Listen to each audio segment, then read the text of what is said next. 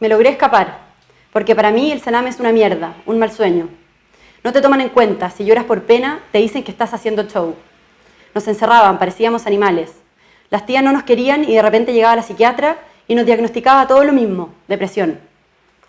Bueno, este es un fragmento del libro Huellas Imborrables de Rosario Moreno. Es un libro que junta los testimonios de niños, padres y personas que estuvieron involucradas en centros del Sename, sobre todo a raíz de lo que vimos y conocimos la semana pasada, el asesinato de Ámbar, una guagua que estaba en un centro de cuidado subvencionado por el Sename. Nos encontramos acá con la autora del libro, Rosario Moreno, que es periodista, es columnista del libro y escritora. Muchas gracias, Rosario, por estar acá y conversar con nosotros. Feliz, pues, Magdalena. Buenos días. Buenos días. Bueno, para partir conversando, tengo entendido que fueron 11 meses y fueron 80 entrevistas. Entonces quería preguntarte cómo fue el proceso para escribir el libro y cómo describirías en tus propias palabras el libro.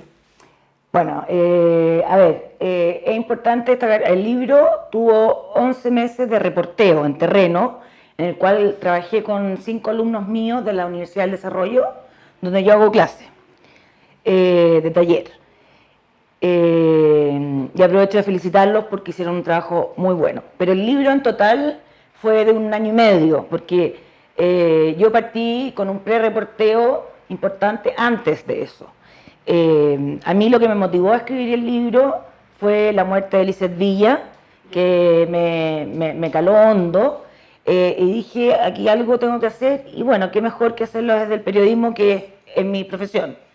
Entonces, al segundo semestre del 2016, en taller 2, que tenía varios alumnos, los mandé a reportear todo lo que tenía que ver con el Sename, para darme cuenta si había material, si se podía llegar a la fuente, si la gente quería hablar y todo eso. Y ahí me di cuenta que sí, que era posible. Los testimonios que me llegaban en la entrevista eran macabros. Y bueno, a final de ese año le propuse a la escuela, a la directora de la carrera, Karen Galve, y a la decana de comunicaciones, el hacer un proyecto de un libro, pero en el cual participaran 2 generaciones, es decir, la profesora, yo, pero con alumnos, que podían ser mis hijos, son alumnos de 19, 20 años. ¿Cuántos alumnos? Al principio yo seleccioné 12, y con el tiempo fueron quedando cada vez menos, porque el trabajo fue en terreno muy duro, ir a caleta, a poblaciones, a cárceles, a centros, o sea, estar en la calle, embarrarse los pies, y hubo gente que no estuvo dispuesta a eso, o que esto le quitaba demasiado tiempo porque era intenso, y se fueron saliendo en el camino. Y finalmente quedé con 4 alumnos reporteando, y con otro, Samuel Gutiérrez, que era el ayudante. Y él ayudaba, hacía como de productor, y también me ayudaba mucho a contener a la alumna, porque era un tema difícil. En muchas reuniones de pauta había una que lloraba, una que se quería ir. No, se pasa por momentos muy difíciles al elaborar el libro, pero es parte de, digamos. ¿Y qué tanto te involucraste tú en el proceso de producción de este libro? ¿O con la historia? Totalmente, un 100%. O sea, de hecho yo cuando hicimos el libro yo dejé de hacer clases. Me aboqué 100% al libro. Yo también reporteé, también fui a centro. No solo quería estar ahí dirigiendo, liderando, sino que también quería embarrarme los pies, digamos. Y además, como eran entrevistas en profundidad, podían ser de 3 horas, y eso se transcribía, y podían salir 60 páginas. Entonces yo revisaba cada testimonio, 60 páginas, y de ahí se sacaba el testimonio escrito en primera persona, que es como está en el libro, que lo hace a la larga más amigable con el lector, y más sensible, porque así el protagonista de la historia cuenta desde su yo lo que le está pasando. Perfecto. El presidente, el ministro Alfredo Moreno y también la subsecretaria de la Niñez, Carol Baum, han citado tu libro y han aludido públicamente. ¿Por qué crees que esto se ha transformado en una especie de manual para el gobierno, que lo están citando? A ver, bueno, yo creo que eso de manual es un poco exagerado, pero sí, es verdad que yo creo que ha sido un insumo más para todas las políticas que está tomando este gobierno. ¿Por qué? Porque en general lo que se hace siempre son trabajos teóricos, con mucho gráfico, con mucho número, pero nunca, y primera vez que se hace en Chile, nunca se había escrito un libro en el cual, de manera humana, se describiera a los distintos actores que tienen que ver con la institución.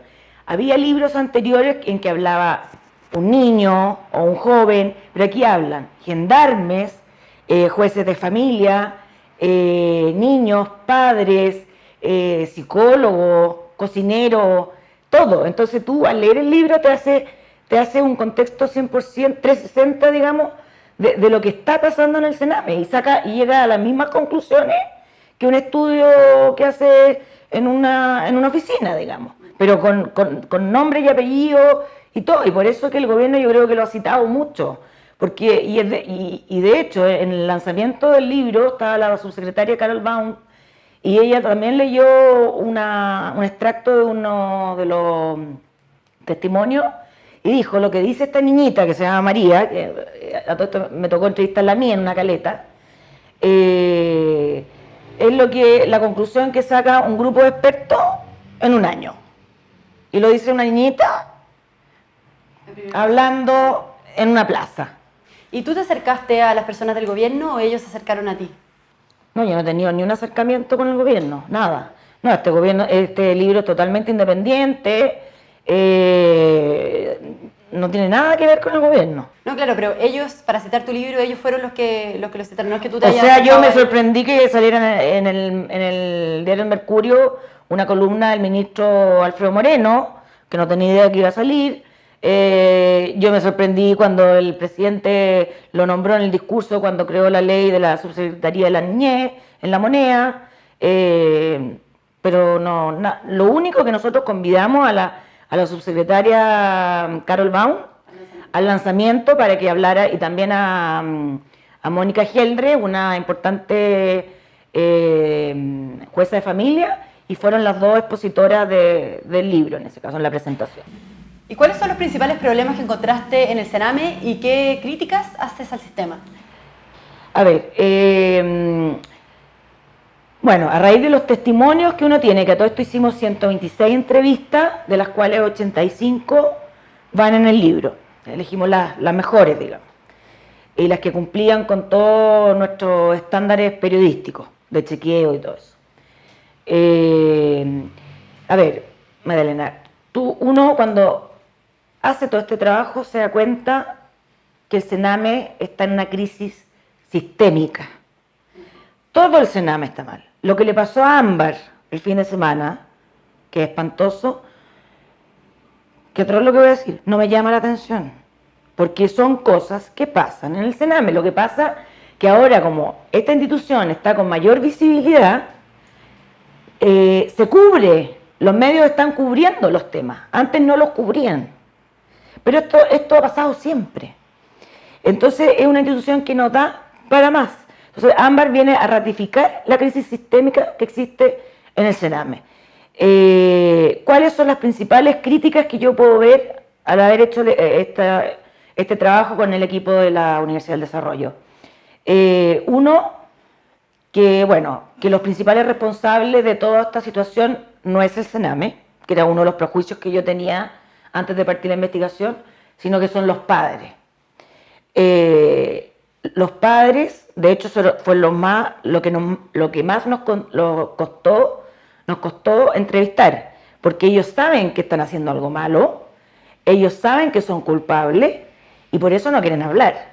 Nos pegaron varios portazos en la puerta. ¿Por qué? Porque los padres la drogadicción en las poblaciones es de alto impacto. O sea, si hace 40 años atrás era el alcohol el que nos tenía sumido como problema país, yo me atrevería a decir, a través de los testimonios que vimos, que ahora es el narcotráfico. Hay muchos más casos de papás drogadictos que papás alcohólicos. Entonces, hay un tema que hay que intervenir a la familia de los niños. Y el Sename es una consecuencia de esto, ¿ya? Porque si no puede la familia tener al niño, va al Sename. Entonces el Sename es una consecuencia de esta mala actuación de estos padres, que detrás de eso hay pobreza y todo, pero también no me gusta echarle la culpa solo a la pobreza, porque también hay padres de muy escasos recursos que sí quieren a sus hijos, que los tratan bien y todo. Entonces no hay que estigmatizar. Bueno, y después viene el Sename, que es esta consecuencia, que es una consecuencia para mi gusto muy negativa, podría ser positiva. Y esa es la idea, cambiarlo entero para que sea una consecuencia positiva. Y dentro del Sename, ¿qué es lo peor que tú ves? Yo, para mi gusto, el tema de los funcionarios de trato directo con los niños y jóvenes, los tíos que se llaman, que son los que encargados de cuidar a los niños que están institucionalizados, como se dice. ¿Por qué? Porque uno se les pide solo hasta cuarto medio, o sea, no son profesionales. Magdalena, yo fui a varios centros, los niños no son fáciles, hay con enfermedades mentales, hay hiperkinéticos, hay niños violentos, hay niños normales, hay de todo. Entonces, una persona que cuida a esos niños tiene que estar capacitada para poderlo cuidar. O sea, ser psicopedagogo, psiquiatra, psicólogo, no sé, profesor por último, pero no, nada. O sea, nos tocó el caso que un tío nos decía, yo trabajaba en una ferretería y de la ferretería me vine a trabajar acá al Sename. No puede ser. Entonces, y además, ¿qué ocurre? Que estos tíos que ganan entre 600 y 700 mil pesos de sueldo al mes, suben mucho su sueldo si hacen horas extras. Y el Sename premia mucho las horas extras. Entonces tú ves muchos tíos que hacen 36 horas, 48 horas seguidas, que eso es inhumano. Entonces, ¿cómo no van a haber violaciones, abusos, golpe en un centro si tú estás trabajando con tíos que no han dormido en una o dos noches? Y bueno, y después hablamos con psiquiatra y el cuerpo humano a las 36 horas ya empieza a tiritar, se pone irritable, violento, te tirita la vista, no ves bien. Entonces, humanamente no se puede. Y así el tío puede llegar a ganar 1,5 millones al mes. Entonces, es un incentivo perverso. Y a la larga, el Sename no está cumpliendo con las normas laborales que existen en Chile. En ese sentido, el presidente Piñera anunció en uno de los acuerdos nacionales, anunció uno por la infancia, que va a reemplazar el Sename por un nuevo sistema. ¿Qué es lo que cree usted que se debe cambiar o reformular del actual sistema para mejorar la situación y los problemas que usted misma encontró y que nos está contando? Todo, todo. Pero a ver, primero, en los países desarrollados, Magdalena, de partida se invierte 4 veces más que por un niño acá. Entonces hay que partir por que tiene que ser muchos más recursos por niño. Hoy en día son menos de 300 mil pesos. Un preso son 700 mil pesos, un preso adulto. O sea, se paga más para un preso que para un niño, que la idea es que salga adelante. Eso uno. Segundo, que es de lógica, sentido común, muchos centros del Sename, estatales, que son los que están en un huella imborrable, porque nosotros vimos centros estatales, no colaboradores, están mezclados los niños infractores de ley con los niños por protección, por ser vulnerables. Entonces, eso no puede ser, porque si llega un niñito de 12 años que ya acuchilló a alguien, no puede estar con un niñito de 8 años que lo sacaron de su casa porque le pegaban. Entonces, claramente el niñito vulnerado aprende del niñito que ha delinquido.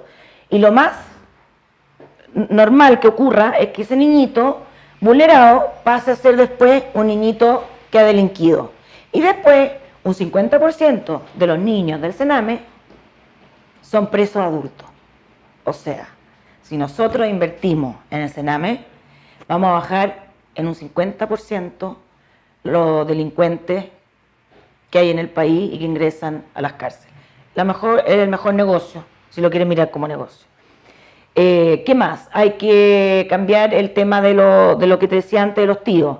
Hay que poner profesionales, hay que capacitar. No puede ser esto de tercero, sacar todo lo que es político. El Sename es un nido de politiquería espantoso, de cuoteo político.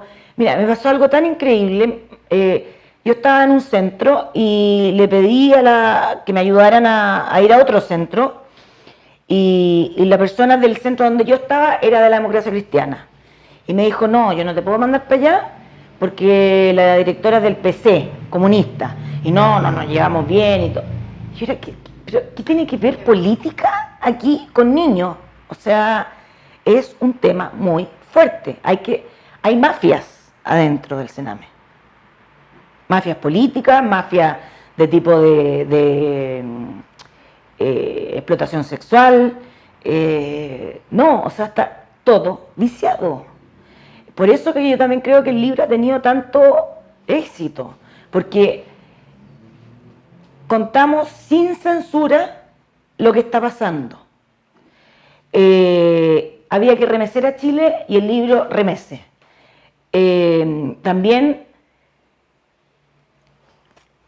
nos dimos cuenta a lo largo que la gente quería hablar y desahogarse porque está todo podrido. Entonces llama mucho la atención que hay tíos que se portaron muy mal, que le pegaron y le quebraron la cabeza a un niñito de 7 años y contaron todo eso y con nombre y apellido. Y nosotros decía, pero a ver, ¿te va a traer problemas salir con nombre? No, es que yo quiero limpiar mis culpas. O sea, tú ves hasta eso. Los niños que nos hablaron, también yo creo que hicieron catarsis. Al principio cuesta que hablen, pero una vez que tú cruzas esa frontera, te cuentan todo y nunca le han podido contar todo a nadie. O sea, la primera vez que lo oyeron fueron mis alumnos y yo para este libro. Entonces, yo creo que había una necesidad de hablar y una necesidad de que Chile, desamarrear a Chile y decir, mira, esto está pasando al lado tuyo y tú no te das cuenta. Uno dice, ay, no, sí, lo tratan mal y todo. No, pero es distinto cuando te lo cuentan con detalle y qué pasó, que cuando entró a la pieza y lo agarró y lo tomó del pelo y lo agarró y se lo llevó al baño. Y no sé, es distinto, porque tú ahí aquí estás viendo una película. Perfecto. Bueno, estábamos conversando con Rosario Moreno, autora del libro Huellas Imborrables. Muchas gracias, Rosario, por haber conversado con nosotros. Feliz, pues, muchas gracias y bueno, invito a leer el libro porque de verdad hace bien, o sea, la gente me comenta que al principio es duro, pero después hace bien al corazón, hace bien, sí. Bueno, y recuerden seguirnos a través de las redes sociales y comentar la entrevista. Muchas gracias.